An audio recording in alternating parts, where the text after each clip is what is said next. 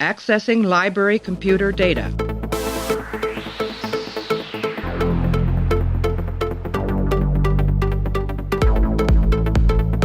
Out there are no saints. Just people. Hey everybody, welcome back to the show. We're continuing our watch of Star Trek Deep Space Nine. We're up to the episode called The Collaborator. It is the 24th episode of the second season, aired on May 22nd, 1994. Teleplay goes to Gary Holland, Ira Stephen Bear, and Robert Hewitt Wolf. The story credit goes to Gary Holland, directed by Cliff Bowl. In this episode, Kira's lover, Vedek Bareil, I like how the Wikipedia entry doesn't tell who it is, but Kira's lover, Vedek Bareil, is accused of collaborating with the Cardassians during the occupation. Probably the episode that gets the most, wins the award for most mentions of the word collaborator. I think it must appear 150 times in the script. It appears here on the description. We're joined by, if you guys are familiar, we do have the Patreon, where you can go to the patreon.com/the Pensky File. And if you give the captain level tier, you get to guest an episode. And so we're joined by patron Brad. Brad, how are you? Doing great. How are you? Good. I'm going to be very excited to talk about the Collaborator with you, because I think that it's a good indicative episode of where we stand at this point in the season and the second series of everything. So yeah, for sure. Do you, I guess we can get right in. Did you have any sort of, did you pick this episode? I can't really remember. I think I forced this one on you, right? You offered me a choice, and I enjoyed this one a lot, so I took it. Okay, good. I have to be kind of an iron fist, I think, with the ones that I'm giving out at this point. I got my spreadsheet going and everything, but we're going to take a break. I'm going to play an audio clip, and me and Brad are going to come back, and we're going to break down the Collaborator. This is Major Kira, the highest-ranking Bajoran on the station. Then I suppose you're the one I should be talking to. Make it brief. I don't enjoy talking to collaborators. I'm not asking you to like me. I'm simply requesting that I be allowed to return home. Your request is denied. I doubt if you have the authority to make that decision. The decision has already been made. In the Ilvian Proclamation, every Bajoran who was a member of the Cardassian occupational government was sentenced to exile. Your name was number 4 on that list. Personally, I think you all got off too easy. Okay, Brad. So I'll give you the honor here of sort of starting off with your opinion about what you thought about this one. Then we'll take it however direction you want to go with discussing it, because I do think there's a lot to talk about here. It is another Bajoran political episode, which we haven't actually had in quite a while. Maybe since what the last one have been? Last one have been something like, no, it wasn't even the Maquis. It would have been something earlier in the second season. I can't. Yeah, it's been a few episodes for sure since we've gotten into the intrigue. Yeah, I mean, we had the big 3-parter that started off the season. I feel like I'm missing one, but I'll look that up. Why don't you give me your general thoughts about why or what you thought about this one? Sure. Yeah, I have mixed feelings. I really enjoy the political intrigue aspect of DS9. I think that's, for a lot of people, that's the part of DS9 that they don't care so much for, and their chief complaint is often that it's too much people talking in rooms about politics, and that's actually the part of DS9 that I enjoy the most. So, needless to say, I enjoyed that aspect of this episode a lot. It did drag on in certain parts, and I felt like they didn't really take advantage of all of the interesting set pieces and characters that they'd actually created for this episode. They instead kind of focused on the established characters too much. I really enjoyed the introduction of the Collaborator, the concept of a collaborator, because that was that really added depth and richness to the whole story of the occupation. But I felt like they didn't really use that enough. They used it just as sort of an intro or a setup for the intrigue that already existed between Kira and Wynn and Vedek Bareil, and to just kind of let that formula play out. And that was enjoyable to watch and interesting, but I really didn't feel like they delved enough into that collaborator and really wrestled with that to the extent that would have made it like a top 10 episode instead of a middling upper episode. Good, yeah, right. Upper middling, I guess. Yeah, I agree, and it's interesting. Like this is the first time that the show has actually mentioned the fact that there was basically a puppet Bajoran government installed while the Cardassians were around. I think all the episodes previous to this really imply the fact that the Cardassians were the only government that was going on there. But it certainly makes historical sense, and I think it makes sense on a like an in-canon level that the Cardassians would allow a puppet government to be installed, and the Bajorans pejoratively call them collaborators. We've had hints of this in the past. I think in like Necessary Evil, it was implied that some Bajorans were willing to work with the Cardassians, and they were frowned upon by the rest of Bajorans, as they should be. I agree that you're probably directly polar opposite to Clay, who tends to not like the political aspects of Star Trek and things like that. I'm somewhere in the middle, and I think that my problem with the episode as a whole really stems from the fact that I don't know if the show ever really settles into the Bajoran political aspects of things. I know that the series was set up ostensibly to be about the Bajorans joining the Federation and things like that, and Sisko's the emissary. But I feel every time we talk to the Vedeks and they come on the station, they feel like they're characters who are just plucked out of nowhere and put into the show, and they don't have a firm footing in anything else that I've seen or really understand about what's going on, even though we occasionally have shots in the temples on Bajor, and they feel very made up to me. Like they don't really have an impact on things outside of the episodes that they're in. And I don't know if you wanted to speak to that, if you think that they're installed a deeper, or if you sort of appreciate them on a different level. No, I agree. They lack a certain context. I think we're supposed to accept that they're just sort of religious figures of import. And some, obviously you can't, in Bajoran society, you can't really extricate the political from the religious. They're really intertwined. So they're supposed to also be these political figures, but I agree, they don't really carry that gravitas, except for Kai Wynn. She seems to pretty clearly wield both, religious and political power. But the Vedeks and the various figures that pop in and out, it's not clear what their roles are in society, what their station is, how they actually impact things. Are they just priests? Do they have decision-making power? The show doesn't really flesh that out as much as it could. And how much, I think of the only time you ever hear Kira talk about this is when the Vedeks are in an episode. So it always strikes me as odd. Kira becomes more religious when they're around, and I understand that's because she's talking to basically a bishop at this point, but she seems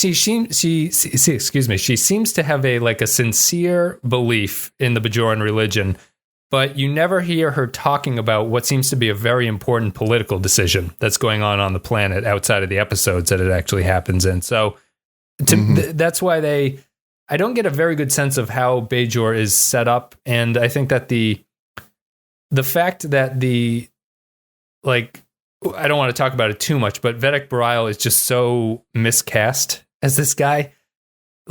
He's correct me if I'm wrong, he's supposed to be the Vedek of the people, right? He's supposed to be super popular, yet he's not charismatic at all, which really strikes me as inappropriate. I feel like Wynn is appropriate because she should sort of be the stuffy, reserved one, but Bareil should be the really, liberal, hanging loose with the people, not taking things particularly seriously while still being religiously minded and everything. And the way that he is does not match up with that. And Kira being in a relationship with him doesn't make any sense on that level too. I definitely see where you're coming from on that. I feel like you can get there with Vedek Bareil, but you really have to pay attention to the few snippets of interesting dialogue that they give him.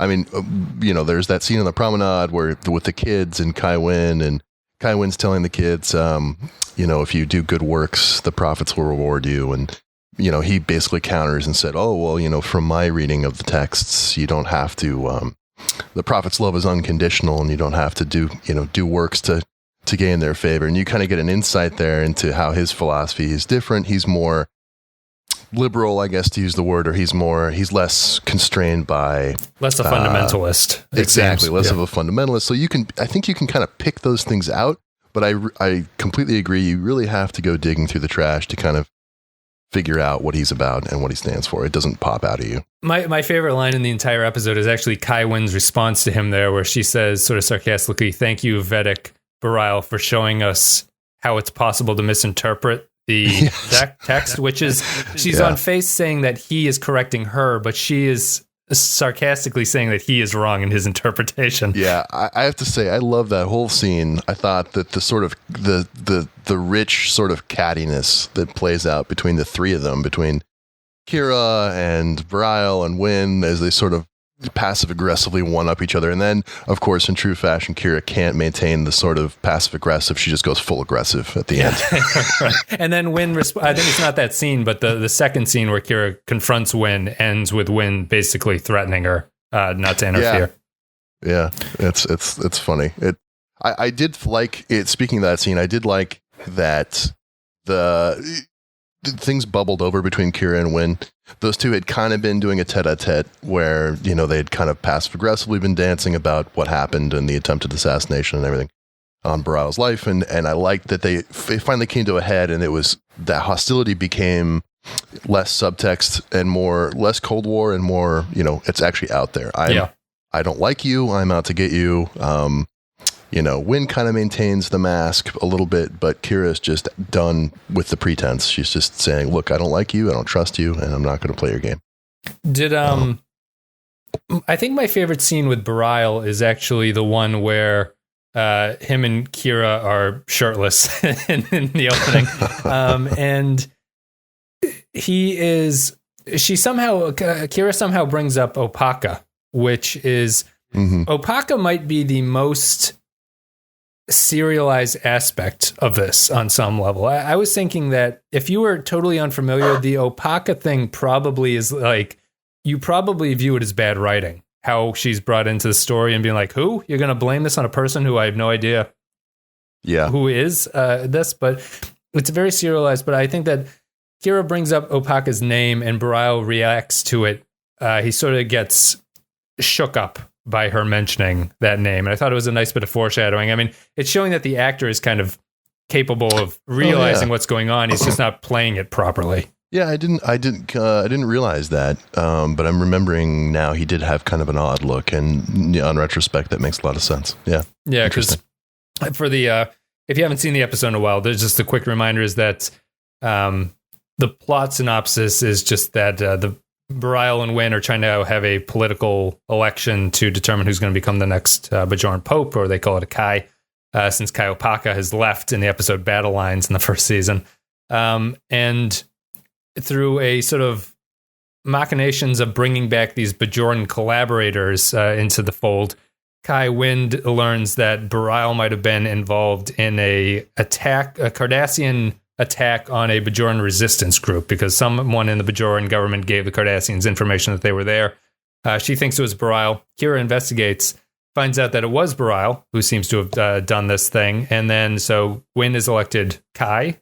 And then Kira learns that Bareil didn't do it for his own self. He did it because he was covering for Kai Opaka, who had to do it. Let me know what you think about the plot of this episode. I think that the idea of this is really strong. I think that what they're trying to do is everything, almost all the successful episodes of DS9 at this point sort of feel like they're trying to rip off Duet on some level. And this one feels similar to that, where it's basically a character story and like a closed room story, where the bottle episode, if you will, where things are very contained. However, I love the emotion and what they're trying to do here. I didn't feel like the plot points were effective enough to sell the emotion in a way that makes logical sense at the end too. Mostly because if Bareil is such a Vedek of the people, what he did seems in any situation to have been the right thing. Right? Like, are there any Bajorans who would be like, oh yeah, you definitely should have killed 1,200 people instead of killing 40 people? That seems like the thing you should do. So I don't really understand where the political problems come for him. Yeah, I think if you think about it logically, you might come to that conclusion, but I could definitely, if I cast that into into the real world and think about, how would I react? How would the population react if a presidential candidate was revealed to have given information that allowed American soldiers to die? The larger context would probably not be appreciated by a lot of people. Yeah. I feel like if you sat down and really thought through it, you might come to the conclusion they did the right thing. But the truth is that the masses of the population don't always, carefully consider context. They just think about, they may only get the message that, he collaborated. That would be it, right? That would be enough to be a death sentence.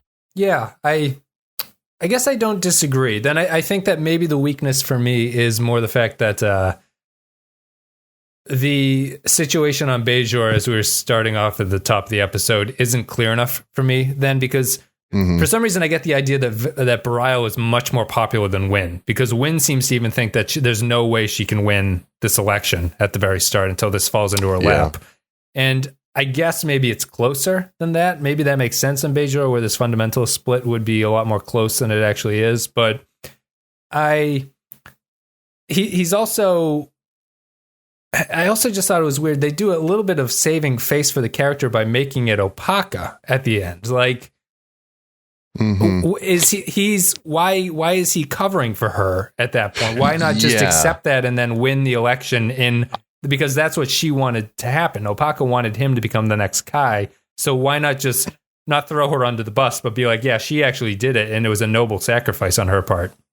I agree that the choice to make it Opaka in the end was a weird turn that was really not necessary and didn't really improve the episode. I think it would have been better if Bareil had done it, which is really where I was in my head until the last 5 minutes of the episode, when it's revealed that when Kira figures it out, because that's just a lot more weighty. You spend this episode wrestling with this beloved character maybe having done something morally gray, and then it turns out he didn't at all, and actually the only thing he's wrestling with is preserving the reputation of a beloved religious figure that came before him, and that's a lot less understandable to me than doing the calculation I just mentioned of, well, look, I can't let this come out because obviously I would never win the election, and so it's better just not to dredge that up and bring the Bajoran people through that. Let's just let sleeping dogs lie. I understand that, but if it was just to save Opaka's reputation, why is that so important? Unless her importance to the Bajoran people is so much bigger than the show has really illustrated to us so far. Yeah, the show certainly hasn't done anything to make that kind of a point. I mean, she kind of abandoned the Bajorans. Like it's not like she's even dead. She's alive. They could go get her and bring her back and have her answer to this, but yeah, I feel like I could have the plot that this episode has if there was some reason for him to cover for Opaka that made sense. There doesn't seem to be any good reason as to why he would do that, other than it seems like the show is unwilling to put Bareil in that position where he is responsible for something like that. He does come back. They want Wynn to be the bad guy. Wynn is clearly the bad guy.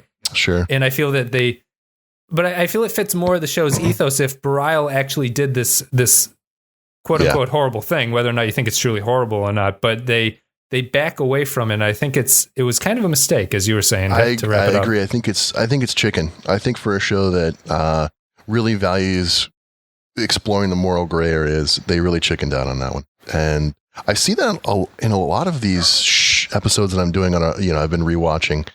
And I had in my head, obviously DS9 is the darker of the series, and it's comfortable playing with moral ambiguity. But actually, a lot of times when they have the opportunity to pin something really morally gray on one of our main characters, they chicken out somehow. Yeah. They do a fake out because they just can't quite bring themselves to sully the character. No, it's a really holdover from TNG. I noticed it most notably in Necessary Evil, where Kira didn't really set out to assassinate the guy. She just kind of killed him by happenstance, which is not as bad. If she had been sent there to assassinate him, that episode is like a 10 out of 10 for me. It's still very high, but it's just like, I really wish they hadn't done that at the end. Mm-hmm. Yeah, they have this purity standard that they just can't get over. Yeah, it's just the TNG is still, I'm pretty sure this is the last episode. TNG wraps up before this episode, maybe, or maybe slightly after. So TNG is just wrapping up. So we are still in the TNG universe of these characters need to be morally clean at the end of things. They can have weird decisions and maybe make tough decisions where someone has to suffer because of it, but they cannot just outright do something wrong and get away with it. I was going to ask you, what did you think of the orb visions? We get 3 orb visions at various points throughout the episode. I felt like they really were more confusing than they were helpful in sort of understanding the plot. No, go ahead, finish your thought. I was just going to say, I feel like they're better than some of the other orb visions that we've seen. The orb visions that I can't stand are the ones where the prophets are speaking through the various people and they have the sort of nonsensical phrases about he is linear, he cannot understand. Basically, the emissary, the second half of emissary. Basically the second half of emissary. Mostly because the whole wormhole alien thing shifts and changes so many times that I lose track of what they are and what they can and can't do. And I like it when they're more symbolic, which they were in this episode. But I found that the symbolism in each of the 3 dreams was almost seemingly random. Like I tried, even after I knew the full plot of the episode, rewatched it, I couldn't really map all of the symbolism to what had happened in the episode. I thought it was a mix. My first takeaway about the visions is they played the exact same Bareil reaction shot at the end of each one. Where he reacts to this blank look and then slowly shuts the case, and it's he's got the Keanu Reeves whoa expression on his face. It's basically the making love scene from The Room, where they just replayed the same thing, and they do that. But I thought the symbolism was a mix. I thought some of it was incredibly obvious, like the noose. The snake turns into a noose. Sure. It's like, he's hanging himself. But Kira playing handball was something that Kira playing handball did not map for me. And then why did Kira stab him in the 3rd vision? That's a good one. I don't know the answer to that. I think that I was similarly confused by, it's the guy who hanged himself. When they cut him down, I thought it was Bareil. And then they're like, no, it's this other guy. And then I was looking at it closer. It was like, it is a different actor. So I was confused about why it wasn't Bareil in the first place, which would have made more symbolic sense to me. Right. Yeah. So I agree with you. I think that the only show, I don't think I've ever had a show that I've enjoyed that does dream sequences really well like that. This one doesn't overdo it, but I think that it's a unsatisfying mix of not good symbolism and a waste of time on some level. Yeah, for sure.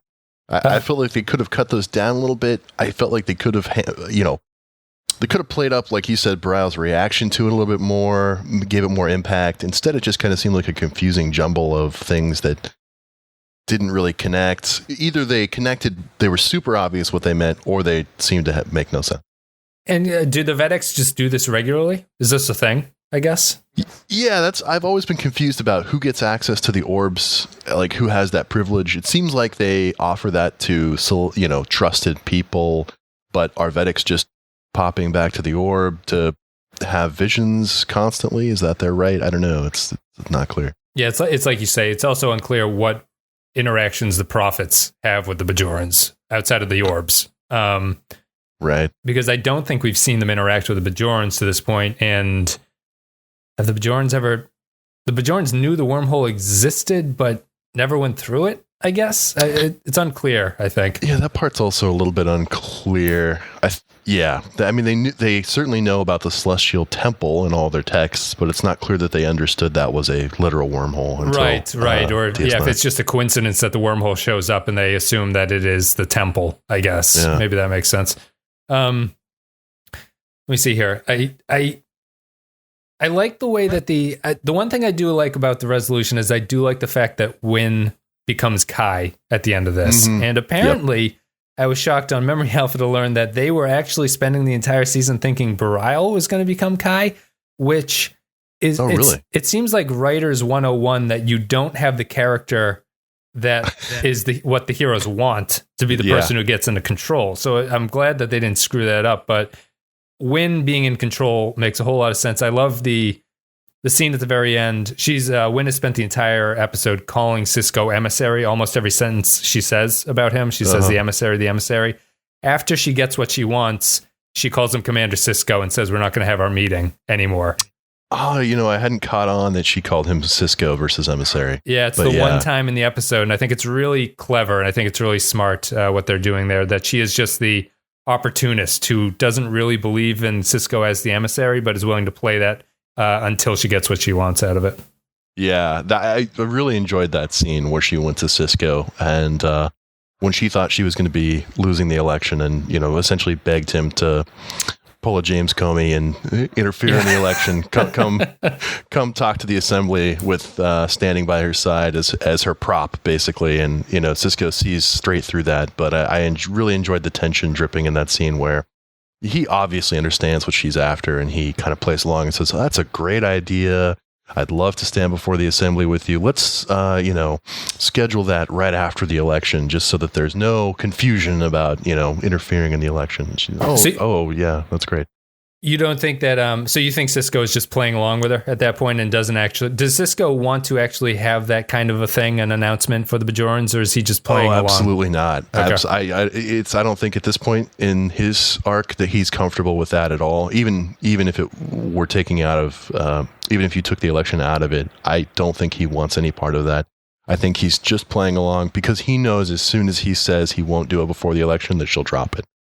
I gave him that credit. This is it's an episode that, because of the way that the series has been going and the tone in a lot of the recent episodes, with a sort of Ira Steven Behr's viewpoint is coming through a little bit more about his view of the Federation. Mm-hmm. This is it's an odd episode that really brings to the forefront the fact that the Federation wants Bajor to join the Federation, and the Bajorans are unsure about whether or not they want to do this. And this episode and the way that this tone of the series has been going, it's kind of odd that the Federation is so insistent on the Bajorans joining them and that this is all that they want to do. Mm-hmm. What's your take on why is the Federation so interested in Bajor? Is it just the wormhole, or is this their sort of way that they go about recruiting new planets? It does seem really aggressive compared with the way that they've pursued other. They've seemed a lot more aloof about planets in the Next Generation who were being considered for Federation membership. They seemed it seemed much more like an elite club in TNG, exactly. where they were ready to turn them down. Yeah. They basically. I'm trying to think of the episode, but as soon as they discovered the planet's dirty secret, they basically just kicked him out of consideration for the Federation. Yes, I remember that. And it seems like in Bajor's case, they're willing to. In the initial episode, the Admiral basically tells Sisko his job is to do anything short of violating the Prime Directive to bring Bajor into the Federation. It's not clear to me why that's so important to the Federation, unless it's strategic importance. With Bajor being so close to the Cardassian Empire, that that's a very cynical read, but it would make more sense because they need some sort of a military outpost near the Cardassian border. It fits with the series. I don't know if it fits with the way that the series started, but it fits with what the series is now at this point, I think, where Bajor is purely seen as a tactical place of importance, and they must accomplish that. I guess that it's another level of clarity that's lacking in the Bajorans, where you don't really get a sense of why the Bajorans wouldn't want to join them at this point. Like they don't have a lot of discussions about that, whether it be a religious reason or something else, or just a distrust of authority since the Cardassian occupation. I don't know if I'm misremembering, but is there anything else that springs to mind? They get there eventually in the later seasons, but at this point they definitely haven't explored that. The only thing we get, I think, is Kira's sort of initial resistance to the Federation coming in is kind of a proxy for how the Bajorans might feel, meaning that they just throw off the yoke of Cardassian oppression and they're independent for the first time in their recent history, and they want to flourish on their own without some kind of, even if it's not direct oppression, some kind of, parental figure or, some other agent taking away their agency. Some other authority that you have to appeal to if you want to get anything done. I think you're sparking my memory about that. And I think that makes it, that brings it up and it makes it clear. I think that's really my problem with the Bajoran angle. I don't really like the Bajoran stuff in DS9. I know that it's extremely important, and I think they eventually settle into a more comfortable place with it. But it's really just not well defined enough for me, and it's surprising because I feel like so much of the other stuff that they've been talking about, and maybe the stuff the show seems more interested in, is more defined at this point. But the Bajorans just come across as kind of a vague religious, vaguely political thing where you can kind of just make up this skeleton of a story and plug it into places. Mm-hmm. And you don't get a sense of it. If the series is about criticizing the Federation's opinion about how the Federation does its business, the show should have done a better job of showing the Bajoran side of this, where they don't want that to be part of it. And you don't get any sense of that, I don't think. Yeah, I agree. It's their relationship with the outside world is not explored. They basically have only had two real windows into the outside universe, one being the Cardassians and the other being the Federation. And it's pretty clear how they feel about the Cardassians. That's not a really nuanced story. We've had plenty of episodes dealing with that. Yeah, right. Yeah, exactly. But we don't really get into how the interaction with the Federation is going, even though that's the point of the series. And even over the 7 seasons we get, I agree, it's not really checked in on regularly to see how is the relationship with the Federation going. There's a few episodes I can think of where that's really the focus, but other than that, it's mostly ignored, which is odd. Sisko's supposed to be the emissary. You know, like exactly. I feel the Bajoran should interact with him in a way that is the way that fake Wynn interacts with him until she sort of reveals that she doesn't care about it. Like Sisko walks by a lot of Bajorans on the show, and there's never any sense of reverence from them, which you'd think there should be. And it's I feel that Sisko's role as the emissary across the series is a microcosm of the Bajoran problem, the Bajoran story problem. It's there, and it's almost like the writers don't want it to be there, but it's been there since the beginning, and they don't really know what to do with it at a certain point. Yeah, so, they don't fully embrace it. So what's before we wrap this one up, why don't you started off by just saying, why don't you convince me of the strength of the Bajoran storyline here and how it ties into Star Trek, I guess would be a good way to look at it. Like why the Bajorans are important to DS9 and Star Trek in general. I think they're an opening, like you said, to kind of paint your own story. I think they don't do a great job of fleshing out all the details we've talked about, but I think there's just enough there to kind of spark your imagination and kind of fill in with your own headcanon exactly what happened during the occupation, what that was like for the Bajorans, how they feel as a people coming into their own and trying to find independence. And you can kind of map that to a lot of political situations that were going on in the 90s, that continue to go on today. I like it as just sort of like a skeleton for generic socio-political conflict. You can kind of, think about it in that way. Even if the show doesn't do a great job of fleshing out all the details for us, I think it's an interesting world that they've half built, and you can kind of build the rest in your head, and it's interesting.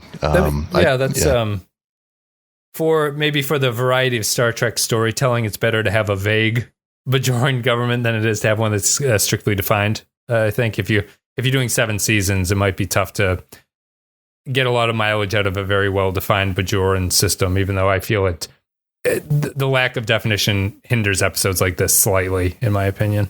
I will say I was very disappointed about the lack of development of Kubis.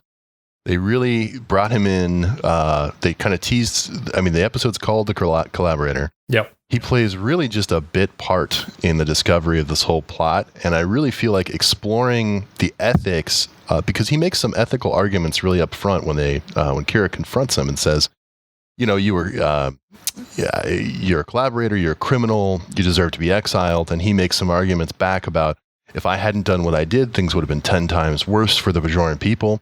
And I was, doing what I needed to do to survive, and you don't have any right to judge me. But Bajor's my home, and I want to go die there, basically. That to me is a much, much more interesting and compelling ethical story to tell and explore than,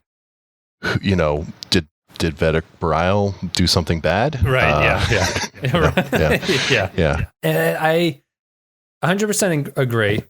The Kubis thing, it might have that probably would have been the story to chase around. It does feels strongly reminiscent of Duet on some level, and I wonder if they were scared of repeating that. But I felt bad for him on some level. Like I did. I felt like he had some points to make there. Yeah, and they do a good job of the actor doesn't play him as an arrogant a-hole, which is important. Yeah, like he is just an old man who's trying to come back home to die.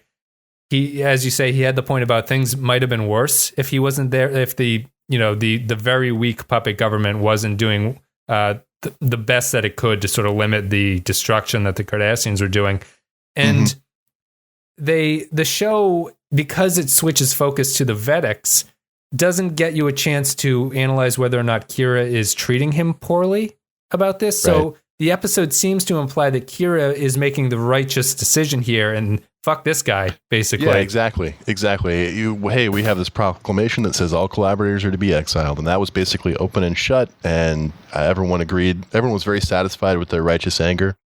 Even Odo. There's no... Odo should have been in that spot as sort of a surprised by how hostile Kira is being to him. Yeah. He seems really to hate the guy even more. Here. Yeah, I really didn't. I could understand their initial emotional reaction. Yeah, but then the episode could take that in a place where it's like, well, what would you do in that situation if you were essentially forced to be part of a government? You could either choose to be part of the government and try to shape things in a way that minimizes the pain that people feel on Bajor, or you could say, screw you, I'm not going to deal with it, become a terrorist, and probably die, and have no say in the political system. What would you choose? Maybe it's not always wrong to try to bend, the Cardassians. Maybe that's not always the wrong thing to do. We don't know enough to really make a judgment. And you could have Cisco come in and be like, Kira, remember when you burned down that old man's house because he didn't want to leave? Maybe you should cut him some slack to Kubis here. Well, and in fact, not to get into later seasons, but at some point, Kira finds herself in a very similar position where she has to make the same kind of choices about going full terrorist mode or cooperating. And, I think back to this episode a lot when I watch the later season. Yeah. Is there anything else you wanted to talk about before we go to final thoughts? We had one thing about Odo. Is this the first time we find out that Odo has feelings for... It is. Yes, okay. It is. Yeah. Which was apparently, that's a good, thank you for reminding me. That's I was reading Memory Alpha. The writers were surprised that Rene Auberjonois played it that way because they didn't write the script that way. Oh, really? Oh, interesting. So his take on that, where he slightly hints at the fact that maybe he has feelings for Kira, and then sort of expertly covers it up in a true Odo way, was a little bit unintended, but the writers obviously run with that going forward. Interesting. Yeah, that's interesting that wasn't intentional. It makes sense, right? Their relationship makes sense to me. Like they would be the sort of the two that Odo would be pining for her. Sure, yeah. And, maybe cast some light on the Kira psychology where she is just after the most wet cardboard men in her life at this point. That's a good way of putting it. She's a real spitfire. I don't maybe she's lived such an exciting life. She just wants something dull. Maybe would be the psychology there. Maybe. I think there is a piece of that. Yeah. Lord knows that's what I'm after, but aren't we all, Yeah, that's an excellent point. That is the origin of that. And it's Auberjonois just plays it well. Me and Clay talked a little bit about who would you say is the best actor on the show at this point? At this point, it would. I think it's. I'm going to forget his name. Is it Andrew Robinson that plays Garrick? Garrick, yeah, Andrew Robinson. Yeah. I think hands down he's the best character actor. Okay, interesting. Yeah, I'd probably put Auberjonois, and although the most improved is Kira, I think, because Kira is now reliable in every single episode. Yeah, she's definitely come into her own. Auberjonois is great. Definitely don't want to take it from him. I feel like he's limited a little bit in the range he can display by his character's nature. Yeah, and the makeup itself is just, you just have to stare blankly. Yeah, for sure. I think we can agree solid bottom of the rung is still Dax. Yep, still Dax. Followed Consistently by worst acting. My second place would probably go to... It'd probably be like one of the Ferengi or something. Maybe Jake Sisko, but Jake just isn't in it enough to really bother you. I don't really count him. Child actors in Star Trek, I don't even rate usually. It's usually a lost cause. But I was going to say Bashir. I really feel like he's, at this stage, he gets a little better in the later seasons, but he is really wooden and unconvincing. And any scene where it's him and Jadzia talking is just unwatchable. It does get better. Things improve, as you say. I think that's it. Well, that was a good discussion. We will play an audio clip. Me and Brad are going to come back, and we are going to give our final thoughts. We'll read patron thoughts, and then we will call this one a day. Nerys. Did you really believe I wouldn't learn the truth? Truth is not always easy to recognize.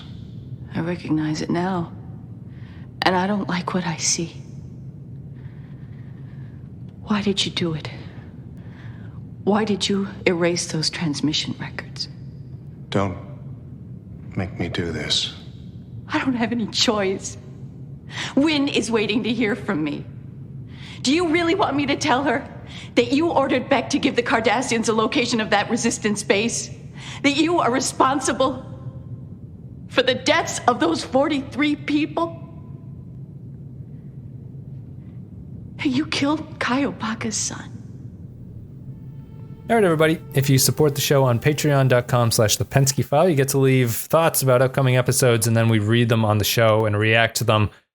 We make fun of you before we start recording, but then we actually get to it and start reading things. So I'm going to read these now.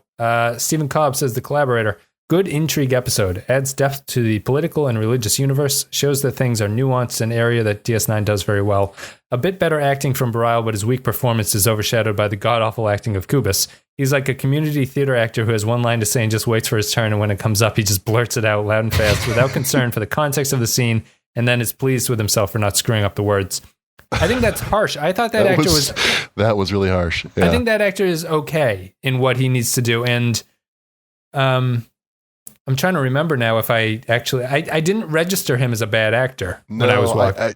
I got a definite sort of old man is angry vibe from him, but I didn't think he was a terrible actor. I picked up on his New York accent more than anything. Yes, I caught a hint of that. Apparently, Bajor has a Bronx as well. Yeah, he said, "Hey, I'm walking here." Him saying that as he was walking through the promenade was inappropriate. But yeah, I didn't think it's that's interesting, Stephen, that you thought he was that bad. It really didn't strike me that way. Matthew Ross says, The Collaborator. Well, of course, Bareil is too honorable to the detriment of himself and Bajor, making him an idiot. Bareil's failure is complete here, showing his lack of confidence. Good for him not taking on the Kai role. It gives the writer some controversy, and Louise Fletcher's Wynn is great at her sleaziest. Again, all she needs is a purple or brown hat saying MBGA, make Bajor great again. The best scene is the conversation between Sisko and Wynn displaying their abject hatred of each other. That is true. That is a good scene. I think Avery Brooks plays that scene very well. Oh, for sure. Fletcher and Wynn's dress down of Kira is also a display that she's not one to be messed with and that she is also a better actor. I'll come back to that. Also, that Minister Kuba Oak, his name is Oak, which made me think of Pokemon. Is this his cousin Khan Poplar? Obviously came from the Brooklyn of Bajor. There we go. Again, the references here. Regardless, the episode asks what to do with the Vichy collaborators and how do we reconcile the end justifying the means, setting the tone for future chaos on Bajor. So the first point there, I think that this is actually the weakest Vedek Wynn performance from Louise Fletcher out of all the episodes that she's been in. Would you disagree, or did you? I don't know. You mean so far or no? Overall, I think she was better in the season 1 episodes that she was in. Here, she comes across as a little bit stilted. I think, like I don't know. She kind of suffers from the Bareil problem. I feel like the producers were telling them to act really sort of aloof and holier than thou, and it comes off not realistic. in some way. So maybe that's just the Bajoran Vedek role, and that's how they speak. But to me, it strikes me as bad acting. I can definitely see how you'd come to that. I guess I cast that in my... I mean, I noticed the sort of plasticky acting, but I assumed that was a choice she made to as part of her sort of facade of her character. Okay. But maybe I'm giving her too much credit. She's obviously a great actress. She won an Academy Award, I believe, right? So, oh, really? Interesting. Yeah, for One Flew Over the Cuckoo's Nest. So I don't know. It must have been, the producers must have been pushing that, and I don't think that was a good decision for them. Let's see. And what I'm talking about is having the Vedeks play that sort of uptight spiritual being too stuffy aspect. Yeah. Kyle Barrett, the Collaborator. Despite being built on rather shaky foundations, mainly the boring Bareil and the feeling at times like a diet version of Duet, the episode manages to be a pretty decent political drama in the end. I'd agree with that. That's it. Those are all the Collaborator comments. So we'll get to our own final thoughts here. Brad, I'll let you lead off. If you want to give your rating on the 1 to 5 scale, just give your final summation of everything. Sure. Yeah, I think there's a lot built here. I feel like they did a lot of favors to the overall world building of Bajor and the history of the occupation. I feel like they didn't really reach for the stars in terms of exploring the moral grayness of what it means to be a collaborator and whether or not Kubus's actions were justified. I would have much rather seen an episode that was the trial of Kubus than a whodunit about some shaky decisions that Bareil may have made, and then it turning out that Bareil actually didn't even make them. You're right. So because I feel like it was a good attempt, it was entertaining, but it didn't quite take advantage of the potential that it had. I'd give it a 3. Okay. Yeah, I feel like it's a pretty good Bajoran episode, which is just the kind of episode that it is. I agree with you that I think the Kubus storyline is more interesting than sort of doing a bait and switch with Bareil at some points, and especially if you're not even going to stick to your guns and sell out on the Bareil idea at the very end. It's tough because it suffers from the Bajoran problems, which I talked about, and it's a very talky episode, but it's talky in a good way, and so I think I'll also give it a 3, although it's kind of a high 3 for me. I think it's enjoyable, and I think it's very good. It could easily become a 4, but I think it's really lacking that last bit of emotional oomph that you would need at that point to knock it into that category. Yeah, for sure. A good episode, though. So I'm considering with a sort of an additional way to think of the DS9 episodes as opposed to rating it. So if you were, because of the serialized nature of the show, would you, if someone were to ask you to give them, they wanted to watch DS9 and you had to give them a list of the episodes that you can skip, maybe watch, or must watch, where would you rank this one on that kind of a 3-point scale? Oh, interesting. This would be a maybe watch. Okay. Yeah. I don't think it's critical to your understanding of the plot, and I don't think it really gives you enough of a taste of what DS9's about to be a must-watch. But it's also not a skip. I think it's a maybe. Yeah, I'd put it as a maybe. I think it's neither narratively super important, nor is it technically so good that you're like, wow, this is just a good episode of TV that you should watch. I'd put it in it as a maybe, too. It's something that you could probably miss if you were watching all the way through. But yeah, that's it. So we'll both give it a 3 out of 5. I think that's fair. And before we go off, I'll just say that there's the last 8 episodes of DS9 in a lot of viewers' opinion, or a lot of critical opinions that I've been reading. They say it's a very strong stretch of Star Trek. I was looking for someone who's familiar with the franchise in a way that someone like Clay or Modi wouldn't be. Am I wrong in saying that it's very good, but this is not really the best stretch of Star Trek that I've seen? Yeah, I'm surprised to hear that. I actually feel like this is the beginning, where we're at now is maybe the beginning of the ramp into the good stretches. The very bottom of the ramp up. I feel like the first 2 seasons were really training wheels for DS9, and I'm surprised to hear that people think this is the golden age. Yeah, one reviewer that I really was just saying this is one of the strongest stretches that DS9 ever does. Maybe just in terms of consistency, because there hasn't been an abomination of an episode recently. True. There haven't been any move along homes recently. Right. So maybe on that level, but I don't think it's the strongest stretch of Star Trek. Like I would put TNG season 6, the second half in there, I think. For sure. Yeah. Interesting. I think DS9 seasons, 4 through 6 are really where it hits the peak of the bell curve. Yeah. I think since Clay hasn't seen it, I couldn't really tell him, or Modi hasn't seen it, but I think seasons 4 and 6 are DS9's strong years. For sure. Yeah. I haven't seen, I probably couldn't remember 5, but 4 and 6 stick out as like, wow, okay, that's good. Yeah, consistently from start to finish, good episodes. Yeah. So that's about it. Well, Brad, thank you very much for coming on the show. Thank you. It was a good conversation. I hope you had fun. And if you guys are interested in joining the show, it's a Patreon perk. You can go to patreon.com/thepenskypile. You support the show there, and at a certain level tier of support, you get to come on and talk about an episode. Tends to be a good time. We have a good time talking about these things, and it's good to get other people's opinions who are not my own to sort of mix up things and give people a reason to keep listening, because after a while, you can probably predict what I'm going to think about something. There's a joke in there somewhere about collaborating, but it's too early for me to make it. You came off too hostile to my idea of collaboration here. It's like I've got a good thing going. Let's see. All the social media, that's all there. Discord, Facebook, Twitter, blah, blah, blah. Patreon is the big one. If you want to support the show, go there. We'll be back with Tribunal. Will be the next episode after this. And then we run into the season finale, which is the Jem'Hadar. So, Brad, thank you again for coming on. No, thanks for having me. And guys, we will see you next time.